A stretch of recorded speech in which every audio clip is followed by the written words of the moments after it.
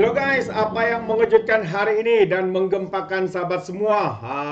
Tindakan daripada pembangkang yang seringkali membuat hasutan dan juga kebencian kepada pemimpin-pemimpin dalam kerajaan perpaduan, khususnya pemimpin utama seperti Datuk Seri Anwar Ibrahim, sahabat semua. Memang agak mengejutkan dan inilah apa yang sedang dilakukan oleh pihak pembangkang hari ini, sahabat semua. Dan sekali lagi saya mau memperdengarkan kenyataan terkini daripada YB, ya YB yang daripada Parti Amanah, ya, yang menyatakan, ya, Datuk Seri Dr. Mujahid Yusof Rawah, ya, menyatakan bagaimana, ya, politik sekarang ini diheret dalam politik kebencian, dendam. Apa sudah jadi dengan pembangkang? Bukan mereka mahu untuk kerajaan lebih stabil, tapi apa yang mereka mahu adalah menghuru-harakan politik yang ada di dalam negara kita, sahabat-sahabat semua. Betapa terdesak, betapa tertekannya mereka sehingga mereka sanggup melakukan perkara-perkara seperti ini. Melayu dibimbangi diheret dalam kancah politik kebencian dan juga dendam. Itu antara kenyataan terkini daripada YB ataupun Datuk Seri Dr. Mujahid Yusof Rawah. Jadi katanya generasi demi generasi Melayu muncul mempertahankan identiti budaya dan gagasan sejarahnya.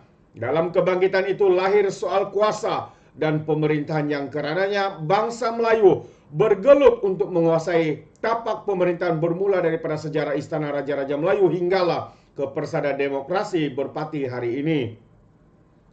Pasca kemerdekaan Melaya membuka pentas demokrasi dengan munculnya identiti politik orang Melayu yang bersaing antara satu sama lain untuk mendapat kuasa.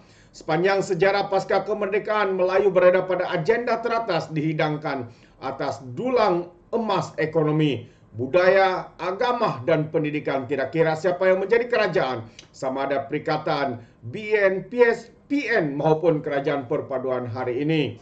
Mengambil kira jangka masa panjang pasca kemerdekaan hingga kini 60 tahun lebih, resolusi-resolusi, dasar-dasar dan keasaman politik yang ada pada pemimpin-pemimpin politik Melayu, perjuangan Melayu sepatutnya berada pada tahap yang jauh lebih baik dari awalnya. Ironinya, dari tahun 2019 kita ada Kongres Marwah Melayu 2023. Kita ada proklamasi orang Melayu yang masih bercakap tentang orang Melayu tidak pernah menguasai ekonomi negara kerana gerai-gerai kecil mereka pun sudah diambil orang. Tambah lagi satu-satunya kuasa yang ada, ya, politik yang terlucut dari tangan mereka. Dan nasib orang Melayu kini akan datang tidak lagi dapat ditentukan oleh mereka, tambah YB Mujahid. Naratif berzaman ini dirumuskan dengan slogan yang klasik, yaitu Melayu perlu bersatu dan Melayu perlu bertaut. Biar saya jelaskan, katanya. Tegaskan di sini, saya tegaskan di sini. Saya tidak ada masalah dengan konsep Melayu perlu bertaut. Namun saya ada masalah kalau isu besar Melayu ini diwastakan kepada kelompok tertentu dan paling mengecewakan individu yang menggerakkan ini adalah individu yang berada di puncak kuasa sebagai Perdana Menteri 22 tahun dan kali kedua 22 bulan. Apakah dia membuat proklamasi orang Melayu ataukah proklamasi tentang 2 kali kegagalannya, ataukah ia bermotifkan politik atas dendam pribadi? Agenda Melayu pernah berada dalam acuan dasar DAB, kemudian penerapan nilai Islam, kemudian Hadari, kemudian Wasatiyah, kemudian kemakmuran bersama, dan kini Malaysia Madani. Sepanjang sejarah dasar-dasar ini, agenda Melayu senantiasa dimartabatkan.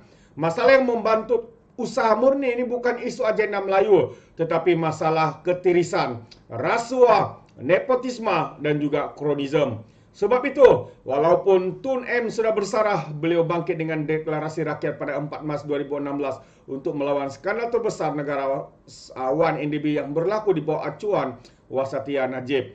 Perdana Menteri 10 mengangkat Malaysia Madani dan ketegasan YB yang amat berhormat membenteras rasuah dan memartabatkan integriti tidak dapat dipertikaikan, kata Mujahid lagi. Dalam era terkini, isunya bukan agenda Melayu lagi, tetapi bagaimana menyalut agenda Melayu dengan nilai kemampanan, kesejahteraan, daya cipta, hormat, kepercayaan dan juga ihsan. Khususnya nilai ihsan yang menegaskan hal kebertanggungjawaban manusiawi dan menolak kebobrokan manusia perasua yang hilang nilai amanah dan tanggung jawab. Malaysia Madani muncul berlatarkan hasrat Raja-Raja Melayu mahu melihat penyatuan, tautan dan perpaduan bagi melahirkan sebuah kerajaan yang stabil. Bukankah pelik soalnya? Proklamasi orang Melayu dalam agendanya ke-11 dan 12 menyeru ketepikan kepentingan diri dan mengajak orang Melayu bertautlah semula demi agama, bangsa dan negara. Bukankah kerajaan Madani, Malaysia Madani lahir dari hasrat ke-11 dan 12 yang diproklamasikan? Apakah ada seruan yang lebih besar dari apa yang dihasratkan oleh Raja-Raja Melayu sehingga memerlukan proklamasi orang Melayu sekali lagi? Soal Datuk Seri Dr. Mujahid. Saya kurang setuju katanya. Proklamasi Melayu bukan sebab saya anti Melayu. Sedangkan saya juga berbangsa Melayu. Tapi saya bimbang. Melayu telah diheret kepada kancah politik berorientasikan kebencian, permusuhan, agenda peribadi dan juga dendam kesumat yang tidak berkesudahan. Paling saya bimbang ialah agenda Melayu hanya diiktiraf ianya satu agenda apabila aku yang menetapkannya. Sudah-sudahlah katanya. Marilah kita orang Melayu semua bertaut atas kepentingan memerangi rasuah, menstabilkan kerajaan dan sudah-sudahlah orang Melayu dimangsakan oleh orang Melayu lain yang mudah lupa. Katanya lagi. Oh, itu dia terbaik. Nukilan terbaik kata-kata daripada YB Mujahid ini. Kerana kita percaya ya, segala apa yang mereka lakukan hari ini jelas kelihatan sahabat-sahabat semua. Mereka hanya menggunakan isu ini untuk dipolitikkan, untuk meraih sokongan ya, khususnya apabila PRN ini semakin dekat sahabat-sahabat semua. Kononnya agenda proklamasi, agenda untuk Melayu bangkit semua ini hanya diguna pakai untuk menghasut ya mereka-mereka lain yang tidak menyokong kepada agenda, kepada politik mereka. Dan jelas ini adalah satu politik yang tidak matang, yang berorientasikan hal-hal tentang kebencian, permusuhan dan juga agenda pribadi. Jadi sampai bilakah lagi ya negara kita ini dikucak-kacirkan dengan isu-isu politik demi kepentingan beberapa individu, demi kepentingan parti masing-masing, sahabat-sahabat semua. Jadi saya sangat bersetuju dengan kenyataan daripada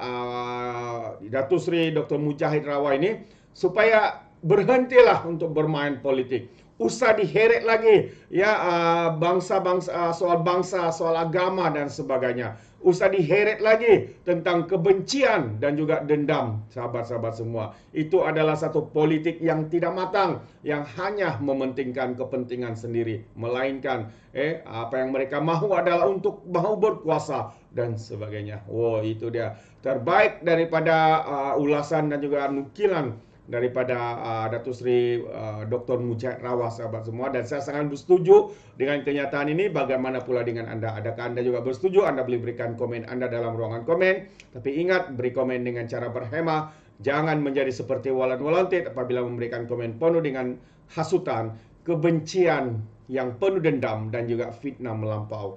Alright, itu saja. Izinkan saya untuk mengundurkan diri. Dan seperti biasa, peribahasa mengatakan, kapapun kangkap, 2 ton keinginan. Dalam bahasa Melayunya, tepuk dadah, tanya selera. Sekian saja daripada Orang Apa Channel. Kita berjumpa lagi dalam info dan update yang seterusnya. Sekian. Bye-bye.